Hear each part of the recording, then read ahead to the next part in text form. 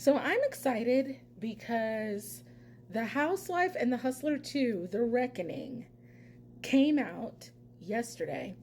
And it gives me an opportunity to get into my lawyer bag. I don't know if I've told y'all that I'm a lawyer, but this year in November, it'll be 15 years that I've been a lawyer, which I cannot believe. But so I watched this last night into the early morning hours. It's very well done, just like the first documentary. And it's very good. It's well researched. So give it some time. Give it your time if you're interested in this subject matter. So I've got a lot of notes of things that I want to cover, and I'm going to try to get it done in 10 minutes because I really don't want to have to make two videos. But if I do, so be it. So let's get into it. These are my thoughts on the whole Erica Tom situation. I have to look at my computer because I took a bunch of notes about what I wanted to say. Okay, so first of all, just to get into a little bit of background on Tom. So, Tom, I hate so much that he did this. And I personally believe that he did this because he had such a cool legal career. As they noted in the documentary, he had the first $1 million malpractice verdict in California, which is huge for a personal injury attorney.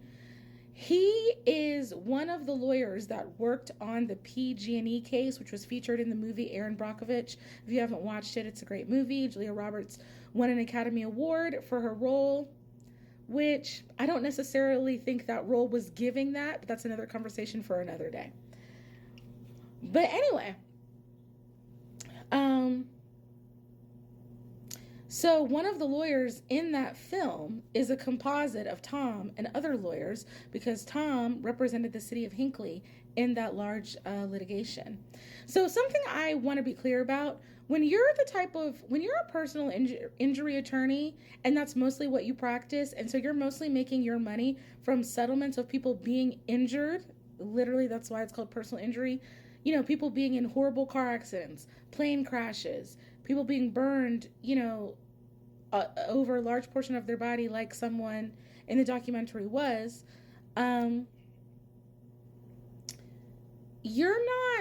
it's considered to be in poor taste for you to, really flaunt your wealth because you made your money because somebody got hurt. And so I just want to put that out there for you to keep in mind while we discuss this.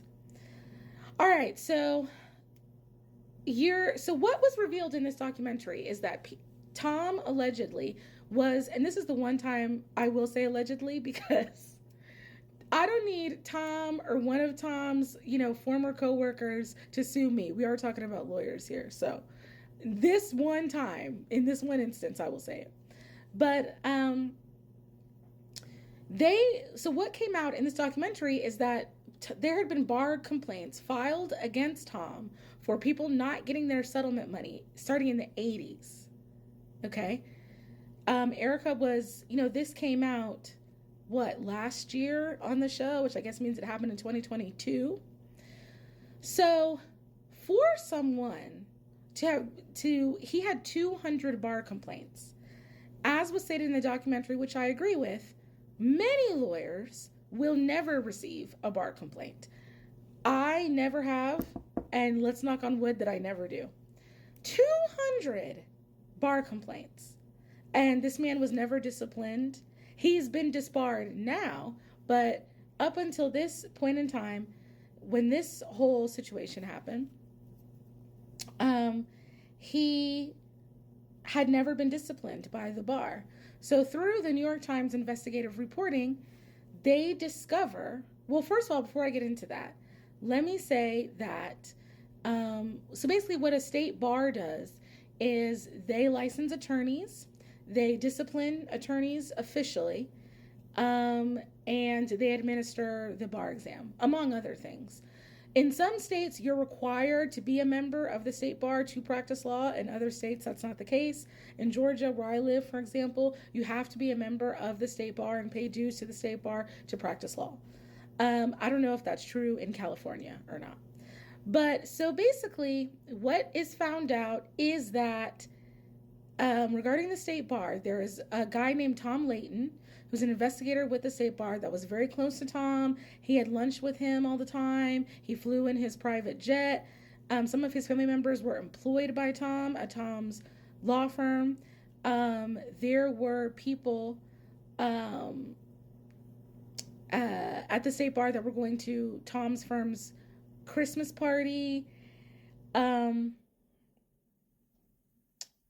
Tom had been subject to over 100 lawsuits, over 100, that were alleging malpractice, that he stole money from clients, etc. So, once we find out how intertwined people that work for the state bar were with Tom, now it makes sense why he was never disciplined.